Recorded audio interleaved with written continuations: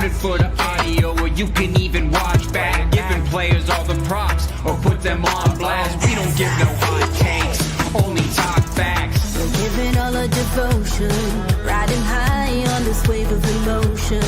Going all out, yeah, cause this is our time. No, ain't no stopping us till we reach the finish line. All in, we came here to win. We're gonna give everything. S-I-C-K on the run. S-I-C-K, sick. On fire, we're ready to fight.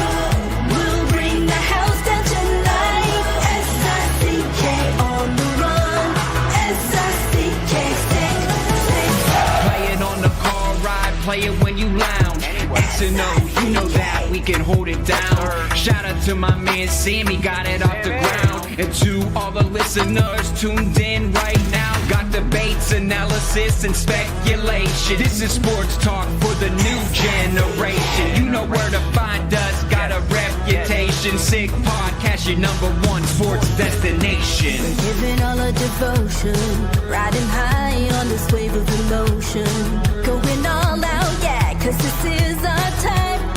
No, ain't no stopping us till we reach the finish line. All in, we came here to win. We're gonna give everything. S-I-C-K on the run. S-I-C-K, sick. On fire, we're ready to fight.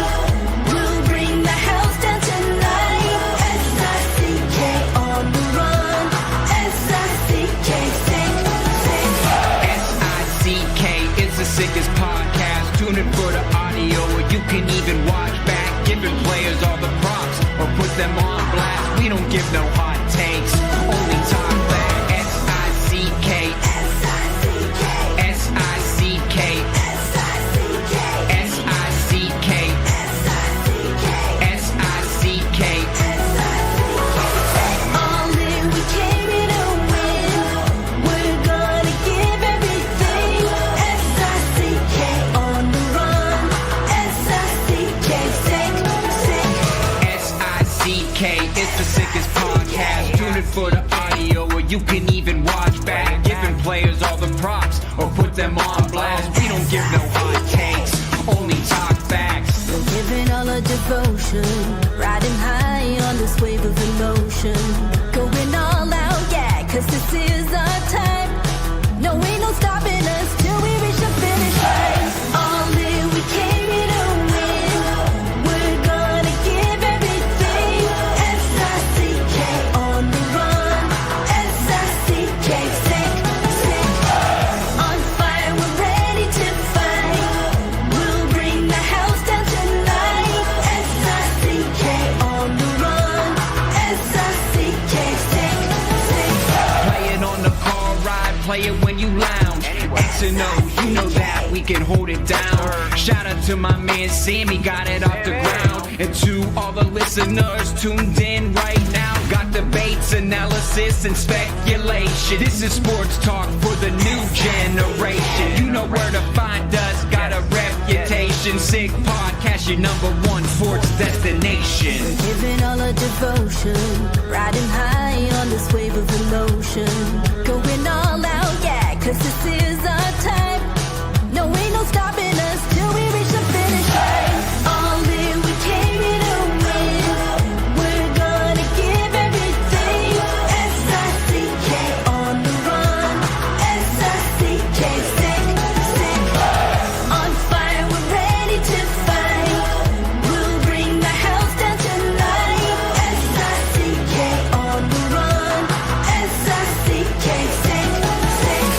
S-I-C-K is the sickest podcast. Tune in for the audio, or you can even watch back. Giving players all the props, or put them on blast. We don't give no hot takes, only talk back. S-I-C-K, S-I-C-K, S-I-C-K, S-I-C-K, S-I-C-K.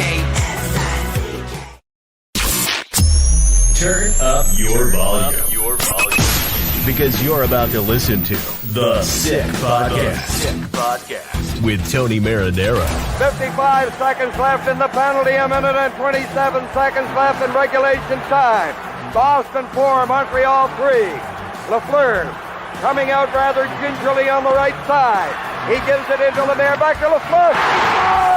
The sickest Montreal Canadiens podcast. You're in the ball! Sports entertainment like no other. Rejoint, on lui fait perdre la rondelle, une passe devant. Et c'est le dégagement et ce sera la victoire des Canadiens. Coupe Stanley pour les Canadiens. Leur 23e de l'histoire. You found the dogs! John, you found the dogs! He found the dogs! And all together, they worked the young team to the top. And now, a 24th Stanley Cup banner will hang from the rafters of the famous Forum in Montreal. The Canadiens win the Stanley Cup. Brought to you by Energy Transportation Group. Driven to be different. La Vida TV. Embrace your true nature. And Playground, your premier gaming destination. It's gonna be sick. Marinaro, the Sick Podcast on this Thursday, July 3rd. It was day 3 of Habs development camp. Day 2 was yesterday on ice. Today on ice, a scrimmage at around 11 o'clock earlier this morning, right before they had their development camp scrimmage. Ivan Demidov was on the ice. Kirby Dach was on the ice. Jack Gordon was on the ice. And, of course, day 1 was medicals and physicals and all of that stuff. We're going to get to it. I can tell you that I was there earlier today, all right? So I went with my buddy and his son, and I watched it with them in the stands with all the fans, and said hello to all the guys in the press box, and picked up my game sheet so I could see who was playing with who, which we'll bring up in just a couple of minutes as well. And I think that there were about 4 players that stood out more than the rest earlier today. And we're going to see if Stu Cowan, who once again for a second night in a row is going to be our guest. And it's not often that I go 2 nights in a row with the same guest, but A, Stu is very good. And B, if I take a look at who was there for the media covering it, there was Anthony Martineau of TV Sport, who officially entered vacation today, so they don't want to bother him. Arpit Basu and Marc-Antoine Godin, who, by the way, have their own podcast on the Canadiens. It's a very good podcast. I encourage you to watch them and support. And Marc Defoy was there. Stu Cowan, of course, was there. Guillaume Lefrançois was there. I'm trying to think who else was there. There, Eric Leblanc of RDS. So Stu is back for a second day in a row because he took a lot of notes. He was very, very attentive. We'll get to him in just a second. It's brought to you by Playground, the Sick Podcast. There's 3 tasty reasons to visit the Rail. Mondays as a 4 p.m. dive into 2 lobster tails for just $22, served with rice, veggies, garlic butter, and a warm biscuit. Thursdays for 4 p.m. Sink your teeth into their surf and turf special, an 8-ounce New York strip with shrimp, fries, and pepper sauce for only $19. Fridays from 11:30 a.m. to 4 p.m. Enjoy any burger, sandwich, pizza, or main for just $7. Certain conditions apply. Isn't that an amazing deal? Without further ado, let's bring him in. Stu Cowan from the Montreal Gazette and HockeyInsideOut.com. How are you? I'm doing good, Tony. You mentioned Anthony Martineau going on vacation. I saw he posted on Twitter him and his wife and their 2 kids jumping into the pool. And I saw that. A tradition they have every year. So I got 1 more day to work on Friday, then maybe I'll do the same thing. We were gathered at the kitchen table earlier, my wife, myself, and the kids, and I said to my wife, I said, look, you have to check this out. Anthony Martineau went on vacation, and I showed her what he put on Twitter and on Facebook, and it's pretty cool. It's a nice image. It really is. All right, okay. Speaking of the scrimmage from earlier today, why don't we bring up the roster? All right, we have it right here. It was Team White with it was 4-on-4 hockey, by the way, for those who have never attended. But I will tell you this, Stu, as you saw, it was jam-packed. My buddy was freaking out. I said, this is hockey in Montreal in July. And when we arrived, we were looking for a parking spot for a couple of minutes. I mean, it was packed. I got there around 10 after 11. I couldn't get parked. I had to park in the mall right beside and then walk over. It was full. But I mean, this city, we've said it many times, Tony, people can't get enough of the Canadiens. 12 months a year, 24 hours a day.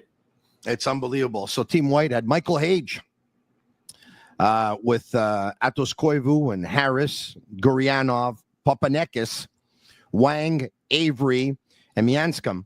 On defense, Vig, Pickford, Levine, Handel, Protz, and Cleves. By the way, speaking of Owen Protz, Scott Wheeler came out with a list earlier today of players that will be invited by Hockey Canada to their summer camp. Protz's name is there. And so is Michael Hage's name. All right. In goal, Volokin and Vegvanix. I know I'm making a mistake on that one, but anyway, I won't attempt to do it a second time. Team Red, Mooney, Cannon, Merrill, Erickson, Thorpe, Trudeau, Sawyer. On defense, Middlestad, Konyushkov, Bergqvist, McNeil, Bracco, Del Elche, and goalies are Radkov and Cournoyer. All right, we have so many clips. Tyler Thorpe is, and by the way, I have an update on Joe Veleno. So if you didn't see it on social media earlier today, because I tweeted it, all right. Hearing the Avalanche are currently in pole position to sign Joe Veleno. The Canadiens and Predators are still in the mix. Folks, I can't tell you that there's what the level of interest is and how deep teams are willing to go and, you know, whether or not it's a 2-year contract or not. I am hearing that the Canadiens are discussing it. 1 year is something they're thinking about. And obviously it's not unanimous, because if it would have been, it probably would have been a done deal by now. The Predators will see. I'm hearing the team that is probably the most interested, like I just mentioned, are the Colorado Avalanche. We'll see what happens. We wish Joe Veleno, who's a local boy, of course, all the best. It hasn't worked out for him all that well in the National Hockey League up until now. We know, drafted by the Detroit Red Wings after a couple of seasons, traded to the Chicago Blackhawks, who then in turn traded him to the Seattle Kraken, who then in turn put him on waivers, and he's looking for another team. But, a centerman over 6 foot tall, who's about 25 years of age, I'd be willing to bet that there's going to be a team that's going to look at him and say, hey, you know what? We could probably get this guy for the league minimum because there was a buyout. Let's take a chance. I would think there's going to be a team that will take a chance. I hope for Joe. Pierre Maguire saying the other day that if he isn't signed by any team come September, if he's still available, that, you know what, he would put out a PTO for him. And anyway, all the best to Joe. We'll get to that a little bit later. Wasn't he the first kid to get an exceptional player status in the queue, Tony, if I'm not mistaken? I don't know if he was the first, but I know that he definitely got exceptional status, right? And he definitely got exceptional status. And Joe was quite the player in amateur hockey through the ranks up until junior hockey. Won himself a President's Cup as well. And, we'll see what it hasn't. He hasn't developed into his own just yet. I mean, Joe Veleno is more than what we've seen, and let's hope that he can put it all together in his next stop. I want to talk to you about Tyler Thorpe because a lot of people watched the Canadiens in the playoffs get manhandled and saw a Tom Wilson on the other side doing all kinds of damage and wished the Canadiens had someone who could have done as much damage. And, Josh Anderson did a good job, but he was pretty much alone on an island, right? With all due respect to everyone else, of course. This guy, Thorpe, he's still young and he's still years away. And you know what? We'll see if he's going to pan out to have a National Hockey League career. I love what I saw, Stu. It's not often that you see a big man with those kinds of hands. And his is obviously 6'5", about 220 pounds. Like, he stands out. He's like, there were two giants on the ice today, right? One was Thorpe, one was Paupanekis. Yeah. And I think I said earlier that I thought 4 players stood out more than the rest, and not just because of these 2 players' size, but I had these 2 players on my list of players that stood out tonight, earlier today. Yeah, without a doubt. I mean, as I mentioned to you last night, Thorpe, when I got there yesterday, I saw this giant on the ice. I was like, who the heck is that? And I looked at the numbers, saw who it was. But it's also interesting that they had him playing with LJ Mooney. I mean, it was 4-on-4, so they were mixing up a little bit, but he was on the ice quite a bit with LJ Mooney and scored a nice goal on a beautiful setup from Mooney, who, like, we saw how skilled this young kid is. But with Thorpe, he's a young kid. Canadiens drafted him, 5th round pick, 130th overall. sent back to junior, and let's bring up his hockey DB as we're talking. All right, here we have it.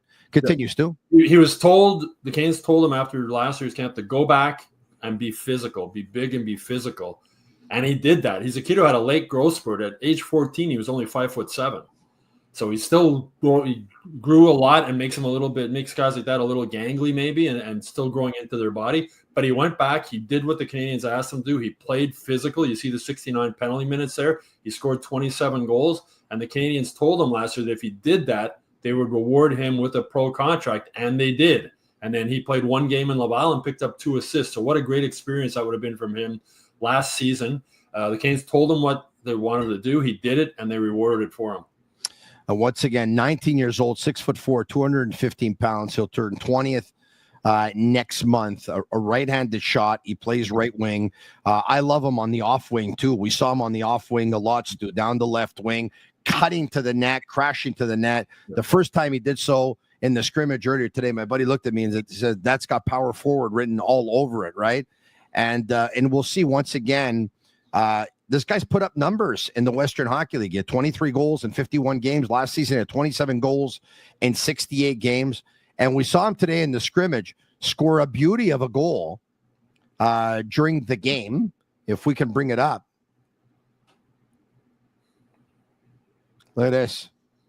Yeah. Bang. By the way, all the videos we're going to show you today are either courtesy of Stu Cowan himself, Anthony Martineau, or Matt Drake. All right, so the goalie didn't look too good on that, but he picked the spot and he fired it in there. He went bar down though, he went bar down. Mm-hmm. And then we saw him later on when the game was over. They went to a shootout, right? Mm-hmm. I'm still not sure why we didn't see Michael Hage. Is it just me? Am I dreaming, or we didn't see Michael Hage? No, we didn't see Michael Hage. I guess because he probably did it last year. Yes, that they were giving the younger guys a chance. All right, let's see what Thorpe did in the shootout. Watch this. Yeah. Watch this. Right-handed shot. Puts the puck to his backhand. Look at this. Boom. Through the legs. Yeah. Nice move. Effortless, eh? Effortless. And he moves well. I mean, he reminded me a little bit of Florian Jackguy, the way Jackguy is rangy and moves around, also around the same size. Another, we're talking about the Canadians getting bigger guys. There's another guy coming up for them. But yeah, he moved well. And again, to repeat myself, but I mean, having him play with Mooney a lot, I don't think that was by coincidence. I think they wanted to see how this guy could play with a skilled player. There's no doubt Mooney has NHL level skills, right? The reason he was still available in the fourth round is because he's 5'7", but we saw it today, the NHL skill level that he has. And Rob Ramage said afterwards, he called him a jitterbug, just like Lane Hudson. He said it's like what we through with Lane Hudson. We saw that today with LJ Mooney. It probably put Mooney in confidence too. Not that he needed it because the kid's got a chip on his shoulder, but it probably he threw his weight around. I mean, he threw a hit on Paupanekis at one point in the game too. You know, Stu, when the game started, I think the game started with Mooney out for a face-off against Koivu, if I'm not mistaken. But anyway, when the game started, probably, I don't know, less than a minute into the game, Mooney picks up the puck on the right side. First shift.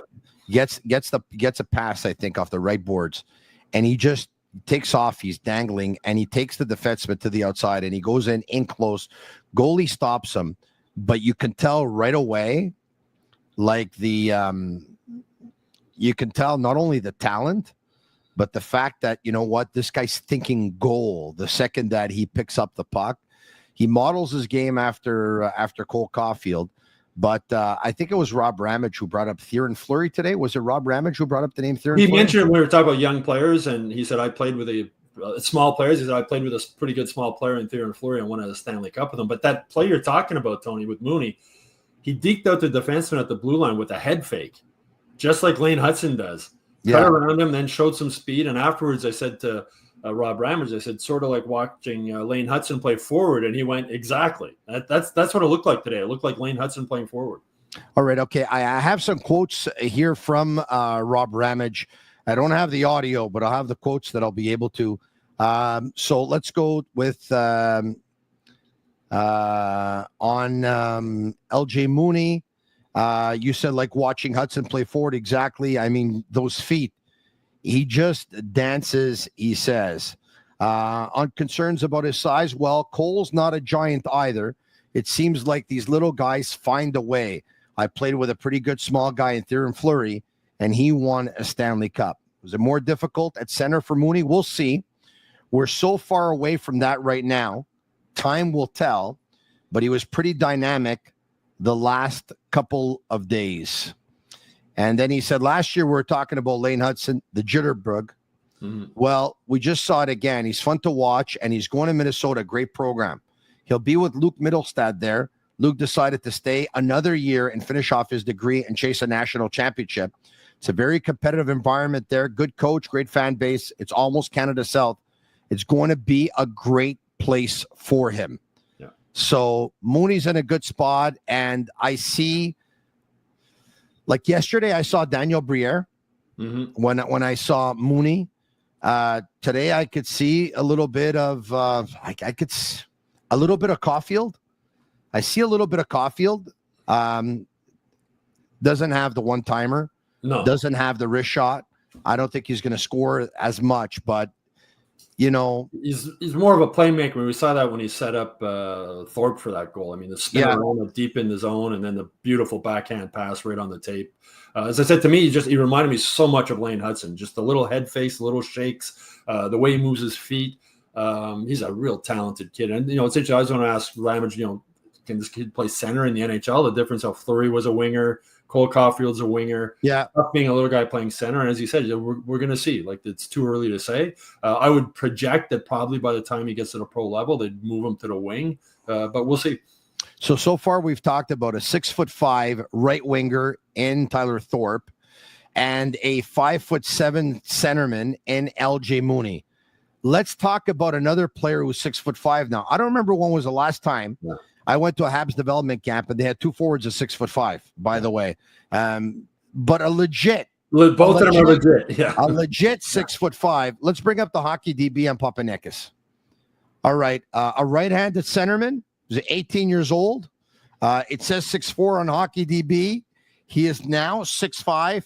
He's a third-round pick in this year's draft at 69th overall, or, you know, he's now 6'5". I mean, they have him at 6'4", but he looks 6'5". Whatever it is, it is. I think his measurements were, I believe, from the camp. So correct. And a couple of years, 3 years with the Spokane Chiefs, and then from there to the Kelowna Rockets this past season, where he did half the season Spokane, half the season in Kelowna.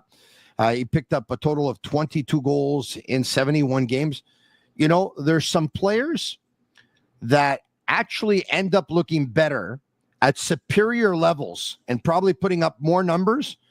I wouldn't be surprised if this player, Hayden Papaneis, will actually produce more at a higher level than he has thus far in the Western Hockey League. Because he looks, with those better players around him, he looks so at ease on the ice. It looked easy for him today.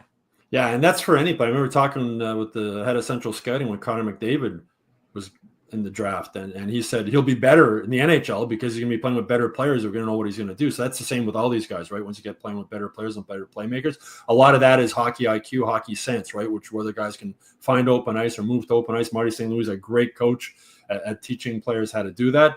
Rob Ramage also said it's like Kelowna is going to host the Memorial Cup next year, so Paupanekis is going to play in it. He said, I hope they build a good team around him to help him out. He said he's going to be their go-to guy on that team. He's still growing into his body, big frame, but you can tell looking at him, like, this is a kid who's going to be 220, 225 by the time he fills out. He's got a big frame, plays a bit of a chip on his shoulder also.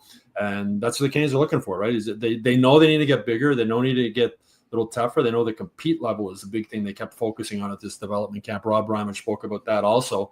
And for Paupanekis, he realized that. He said that every meeting they had at this camp, the management and the coaches and everybody just kept drilling into them. If you don't compete, you're not going to have a spot on this team moving forward.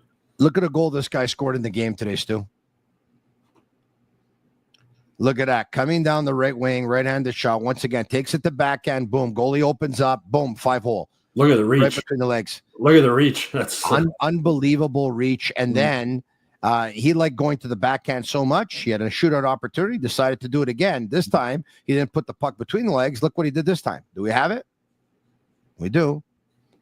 Yeah. Fake forehand. Go backhand. Boom. Up and over the goalie. Yeah.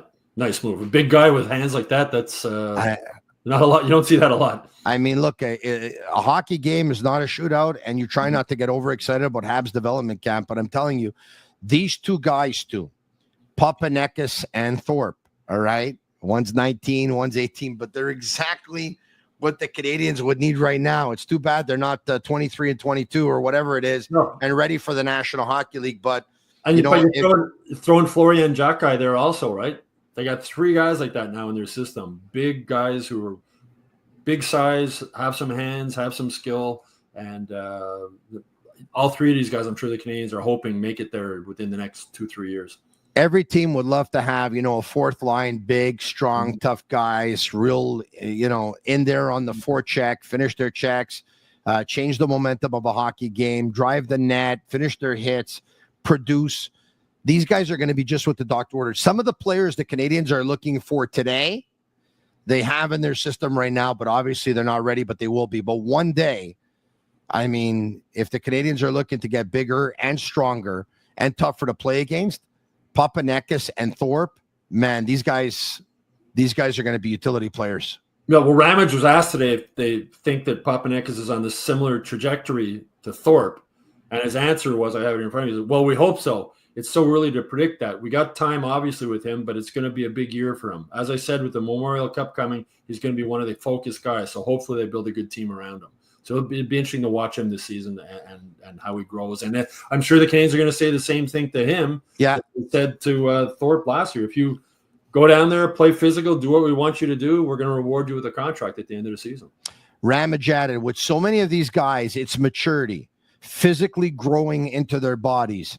But he's got a big frame, so it's just going to be a matter of time for him. And once again, we won't get overly excited because once upon a time, the Canadians drafted a player. I think he was drafted 25th overall, Mike McCarron, who never was able to find his game here in Montreal. But when you looked at him, you said, this guy's going to be a force to be reckoned with. Unfortunately, he was not with the Montreal Canadiens. Skating was always the concern with him, though. Yes. Even when they drafted him, there was concerns he couldn't skate well enough to play in the NHL or to be effective in the NHL. Stu, Michael Hage, the Canadians made a trade to grab the 21st pick in the draft, not this past draft, but a year ago in Vegas. And they did so because they were in love with Michael Hage. The second I got to Vegas, I had people telling me, watch out for the Canadians and Michael Hage. He's a guy they've identified. And when they went out and made that trade, I said, they're going out. If this guy's going to be available, that's the player they're going to draft. And they did. I saw him a year ago. He was, I think he was staying at the same hotel I was staying at in Vegas. And he's got the height, but he didn't have any shoulders. He kind of like the body of a Peter Svoboda for a guy who was pretty tall. And now he said that he already put on 10 pounds. Mm-hmm. It's muscle. He's coming into his own in the States. He even said it yesterday, the work, like the resources that they have available to them, some of these athletes at some of these schools in the States, they got great coaches. They have great resources. They have great infrastructures. You put it all together. They spend a lot of time in the gym, and it's a perfect place for him because they're going to be able to give him exactly what he needs. He looks so much more physically mature today than he did a year ago. Mm-hmm. And all year I said, when I heard this guy's name come up, no, I understand the Canadians need to get better right away. Everyone wants them to get better right away. But I never put his name in a trade rumor because I think this guy has all the tools to be able to be a really good centerman in the National Hockey League. After seeing him today, and once again, it's development camp. I get it, blah, blah, blah, blah, blah, blah. It's not NHL players. I stand by what I think. This guy's impressive. He's smooth on the ice. That's the word. I think I said it last night. That's the word I use. Everything he does is smooth. Skating, stick handling, puck movement, doesn't panic with the stick puck. Handling. I thought, when you deke a guy, some guys got kind of like they're chop at it. Yeah. Yeah, you know what I mean? It's choppy. It's hear the stick hitting the ice. This guy, it's like silky smooth. I don't know how many times he actually dragged the puck between a defender's leg and made his way. But I always found that Michael Hage, there was probably one play all day where he kind of forced a pass through and it was picked off by a defender and it could have led to a transition the other way. Every other play that he made was a high percentage play. It was the smart play. He's a really good player. Yeah, smooth, as you said, and maturing physically. But even last year, he impressed me just being mature beyond his years. Like just the way when you speak to him, he's a kid who lost his father in a tragic swimming pool accident. You imagine that. He was like 17 years old, recovering from that. He's confident when he speaks. Terrible. He's polite with people. He's fluently bilingual. His family's from Quebec. He's got French background to him. He was made to play for the Montreal Canadiens. He used to wear number 9 as a kid because his father's favorite player was Rocket Richard. I mean, he played for the junior Canadiens team in the Toronto Hockey League. I spoke with his Michigan coach a little while ago. I think I might have mentioned this last night. And he was talking about how it's tough for a young guy like that, 18-year-olds playing against men for the first time, and how physically, as the season went on, he got better. You mentioned him gaining weight. He's gained like 8 pounds since the end of the season, going through their off-season training program. And Rob Ramage, when asked about him today, said he went and saw him early in the season last year. And if you remember right, I think the first weekend, the first 2 games he played, he had 2 goals and 4 assists.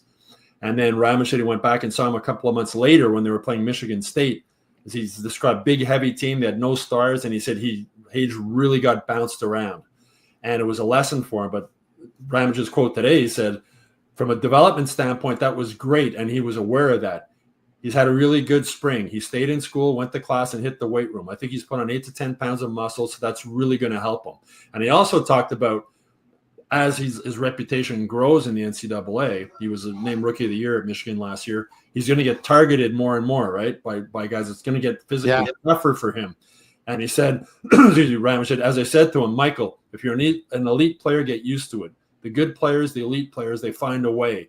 He's a really solid young man. He takes it to heart. He really cares. One thing we talked about being with him last night is that it's good to take it to heart, but don't let it affect your game. It's a game of failures sometimes. So they want him to keep that offensive skill. They want him to, but he's also got to realize guys are going to be coming at him. They're going to be coming at him even harder now going through his second year. But he's going to be more physically prepared to handle that. And his coach spoke about, when I spoke with his coach a couple of weeks ago and wrote a column, but he said that as the season went on, he really impressed him with how he was able to handle the physical contact better. The Sick Podcast is brought to you by Fruiterie Dillard. Hello to Tasso, who runs the place. He's the owner. It's a family-run business. His son works with him as well, and so many people that have been there for so long. They opened in 1995. They've been a mainstay in the LaSalle community since, and I think most of the people that work there actually started in 1995. It's unbelievable.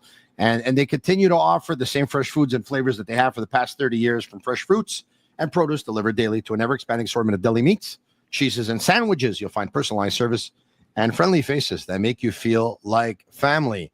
I also saw a member of the Momesso family working there last week. So if you go by and you see a gentleman who looks like Paul, it's Paul. Go all the way with Betway, one of our sponsors as well. Get a free bet up to $200. First bet loses. Scan the QR code on the screen or click on the link in details section to create an account. Redeem your welcome offer. Offers only available for new customers. Terms and conditions apply. Offers not available in Ontario. Must be 18 years of age and older. And please play responsibly. And special thanks as well to Energy Transportation Group, a leading full-service logistics provider serving all of North America, driven to be different. All right. I had a comment or two that I wanted to that came in yesterday. For those of you wondering and telling me that I was reading some comments, we keep telling Tony to take his camera off of automatic and put it on manual. Folks, I don't know what to tell you. It's on M. It is on manual, and it has been for months. Tony, get yourself a fast-speed internet. I have fast-speed internet. Tony, use an Ethernet cable and go hardwired. Guys, I have an Ethernet cable and I go hardwired. So if the image does something every now and then, what do you want me to tell you? If the internet, I've been told that this is Villa Sal, and it's difficult in the kinds of homes that I live in to have an internet that is absolutely 100%, but I think we've been able to pull it off. It's your good luck, Tony. That's what's screwing up the camera. Yeah, maybe that's what's interfering with everything. All right, okay. Final thoughts on, do we agree that those were the 4 players that stood out the most? Paupanekis, Thorpe, Mooney, and there's a player that we haven't got to yet who pulled off a shootout move like his dad used to, only that his dad was a lefty, but this player is a righty. Take a look at Aatos Koivu.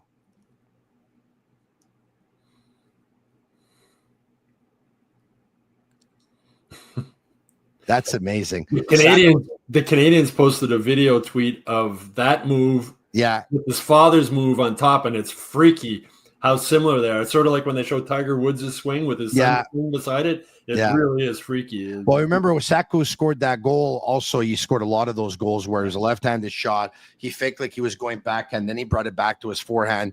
And then once again, it's the exact same goal, only Saku's a lefty and Aatos, his son, is a righty. But I remember Saku scoring that goal on Henrik Lundqvist. Remember that famous comeback game versus the New York Rangers?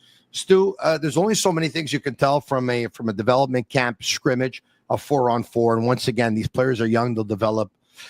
If I'm a betting man, I'd be willing to bet that Aatos resembles his uncle Mikko in terms of his play more than he resembles his dad Saku, who put up seasons of 70 points on a couple of occasions. I think Saku was much more dynamic offensively, a better point producer than Aatos. Listen, I'm putting myself on the line there. Yeah. I don't know. It's once again, he's still young, but I think Aatos he's a player that you can tell he's a very responsible player. Yeah, I mean, I noticed that he was really good on faceoffs. Like he was winning faceoffs clean. It's hard to predict. I mean, even Rob Ramage said he didn't see him much last year because he had mono, right? He missed 5 weeks at us last year, which really threw a wrench into his thing. But he's he's a smart player. Just watching him today, smart decisions with the puck, good on faceoffs. Apple doesn't fall far from the tree, as they say, right? I mean, speaking to him yesterday, very reminded me of speaking with Saku. Smart, well-spoken kid. Talked about how much fun it was walking around the city with his dad. The whole family's in here and fans stopping him. And he also commented, which is interesting, just how fans were really nice. It was like just, hey, there's Saku. It wasn't people weren't, obnoxious or anything like that. He said they were really nice and treated his dad well. And, for him, I mentioned this last night, it's tough being the son of, right, as opposed to himself, and he wants to skate out of his father's shadow. But, he's going to go back to Finland again and play there this year. I think this was a good experience for him. He didn't come last year because he didn't want to, the draft. This thing comes really quick after the draft, right? So he didn't know Montreal was going to draft him, and he already had a summer program going in Finland, and he figured he was better off just staying there rather than, kept flying back and forth, which he was probably right. But to come here and get the experience and be around the city and come with his family, it must have been really cool for the family. They went and visited their old house in Nuns Island and things like that. So, and the other, mentioned the other guy, you mentioned him earlier also, was Protz. Spoke with him after today's scrimmage. Last year, he really stood out because he was throwing hip checks. Like he was destroying guys. And that's what he's known for. But he said he sort of chuckled when I mentioned that to him. And he said, I was so nervous coming to camp last year. Like I felt I had to do everything to show myself. And he said it was just a lot more relaxed this time, more letting the game come to me. And he said that's something you learned last year playing also. Like you can't always go for that big hit. Remind you of someone, Arbor Jackai, right? Similar type of thing. And so so I'm not surprised to see his name mentioned with Team Canada for the World Juniors. You interviewed him too. Very, very mature, well-spoken kid for someone his age. And he's built like a man already. He's not that tall. I'm just looking to see what they have him listed at here. They got him 6 foot 205. Yeah. So for a kid that age, he's pretty solid. He's a kid who loves to go to the gym too. He told me he grew up, watching the Rock'em Sock'em videos. That's the type of hockey that he likes to play. So he stood out more last year just because he was blowing everybody up than he did today when he just sort of stayed back and played a solid defensive game. So, by the way, nothing to do with development camp. He was with the Rocket last year. Defenseman William Trudeau, the Canadians announced earlier today a 1-year, 2-way contract for William Trudeau, who's an honest player and an honest defenseman. I think he deserves it. Speaking of defenseman, he's a former Montreal Canadian we're going to talk about, Logan Mailloux. Rob Ramage was asked about Logan Mailloux because, of course, he did a lot of work with Logan over the past couple of years. And let's bring up what he had to say. You guys were here when he did his press conference. He's a very sincere, good young man, and I'm happy for him. When I spoke with him the other night, I said, hey, I got traded 5 times, expanded twice. It's okay. I still got 2 cups out of it, so don't worry. I live in St. Louis, so we'll still be in touch. I'll cook a mistake, he says.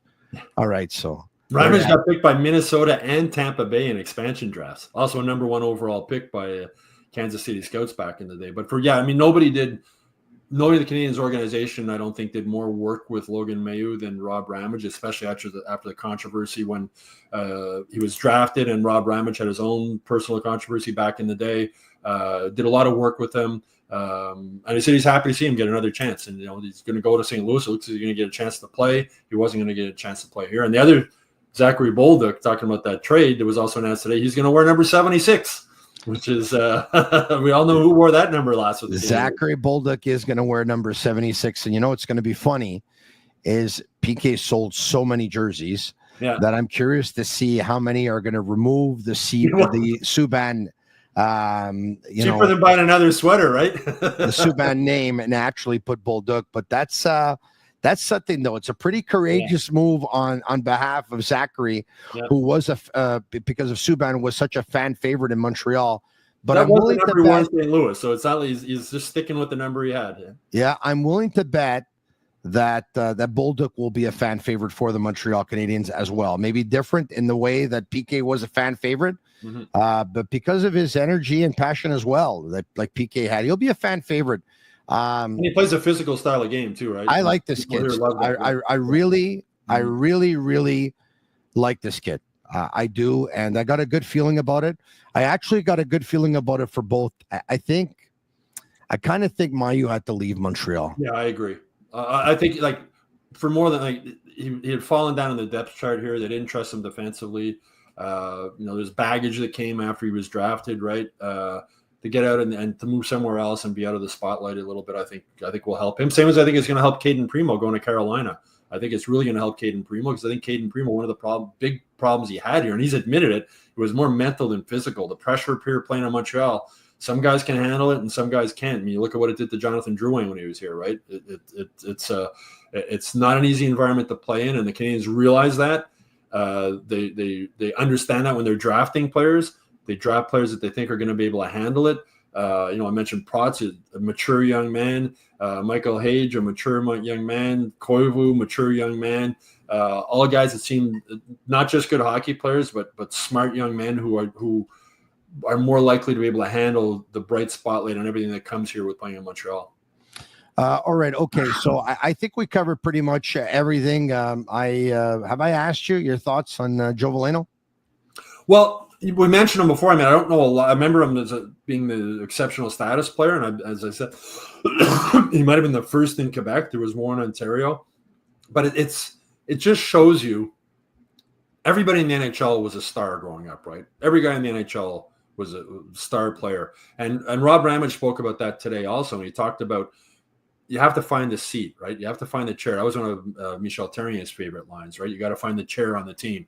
I get Torrey Mitchell. I know Torrey's dad really well. I've known Torrey since he was a little boy. He was a superstar his whole life. Midget AAA superstar, makes it to the NHL, fourth line centerman, right? Superstar all the way up. And Ramage spoke about it today. And here's the quote I got in front of me here. He says, so often a player gets drafted and he's not going to be what he was in junior or college. He's got to find a seat that might not be the first power play or top unit PK.